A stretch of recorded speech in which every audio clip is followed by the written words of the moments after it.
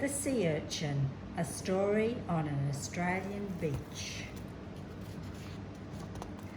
Once there were two little friends named Jenny and Sue who were spending a holiday near the sea. One bright sunny day they were walking along the sand when they heard a little voice happily singing. "I wonder who that could be," said Sue, as the little voice sang, "Ahoy, ahoy, ahoy." "The singing is coming from the rocks," said Jenny. "Let's go and see who it is." As the friends approached the rocks, they saw a funny little man with bright red hair sitting on a big shell. "Hello," said Jenny. "Who are you?" "I am Seymour Seaweed the Sea Urchin," said the funny little man who was dressed in a sea green suit and hat. "But you may call me Seymour." Sue looked at the little man in wonder. "I am so glad you came along," said Seymour. "Now we can play together." The little sea urchin then jumped from the shell and led his new friends along the beach. The sea urchin introduced Jenny and Sue to his friends, the seagulls, and then showed them how to build a sand castle.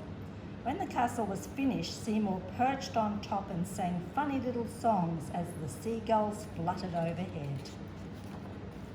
"Oh, what a lovely sandy beach this is," said Jenny, as the friends played happily in the sun. "Yes," said Seymour, "and if we climb to the lighthouse high on the cliff, you will see how big it is." Seymour showed Jenny and Sue the steep path up to the lighthouse, and it was such a long climb the two little friends had to sit and rest. "Oh, what a wonderful view!" exclaimed Jenny when the friends finally reached the lighthouse. "I can see for miles and miles," cried Sue. "Look at the huge ocean waves breaking on the beach." Seymour explained the lighthouse was built on high cliffs so ships can see them from great distances at night and keep away from the dangerous shore. As they looked out from the cliff, the friends saw the fishing boats on the river that flowed into the sea near the big beach. Seymour left the friends as he had other visits to make, so Sue and Jenny went down to look at the boats and the fish nets. When they arrived at the river, the friends saw that the boats had been pulled out of the water and up onto the beach. "Oh, this is fun," said Sue from the deck of a big fishing boat. "Now we can play on all the boats." "Look at this big net," called Jenny. "It is so strong and heavy." Sue reached for the net when suddenly it slipped. "Look out, Jenny," she called, but it was too late. Poor Jenny was knocked over and tightly caught in the net. Little Sue jumped down from the deck of the fishing boat and tried to lift the big net off Jenny. "Oh dear," she cried, "the big lead sinkers are too heavy for me to move." "I'm not hurt," said Jenny, "but I can't get free."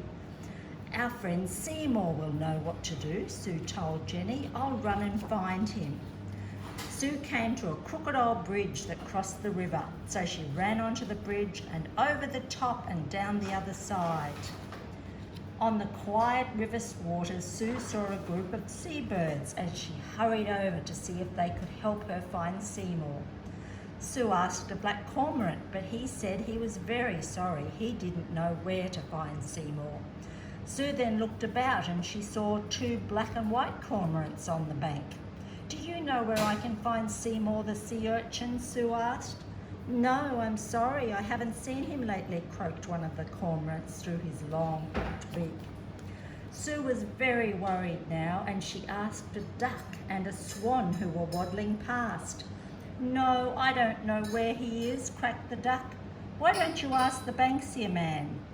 "That's a good idea," said the swan. "He lives up in the tree and he can see everything." Sue ran to the Banksia tree, and the Banksia man told her Seymour was probably on the beach playing with his friends the seagulls. Little Sue hurried along the big ocean beach and asked the seagulls if they would fly ahead and tell Seymour the Sea Urchin that she was looking for him. The gulls flew along the beach until they found Seymour.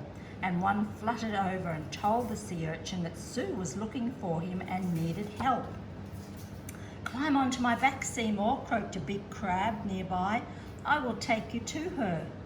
"Thank you," said Seymour Seaweed, the sea urchin. "We must hurry and find out what is wrong." The crabs scurried along the beach and very soon they met Sue. "Poor Jenny is caught in a fishing net and cannot get free," she cried. "Will you please help?" "Don't worry, I'm sure the crab will, with his big strong nippers, will soon have her free," answered Seymour. "Come on, crab, to the rescue," called Seymour. "I could go much faster if you kept your feet out of my eyes," growled the crab.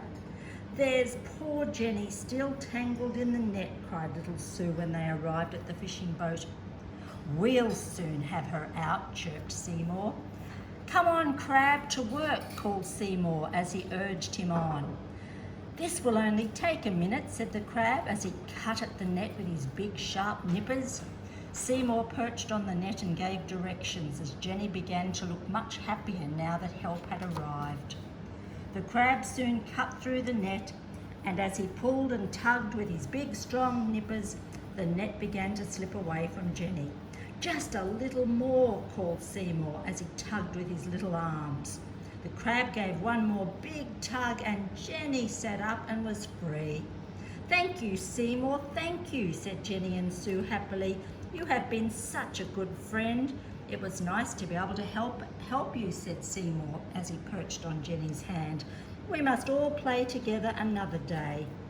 "What an exciting day we've had," said Sue as the friends looked out across the big beach. "Yes, and we have made so many good friends," said Jenny. "But we must go home now as it is getting very late." And the two little friends went home.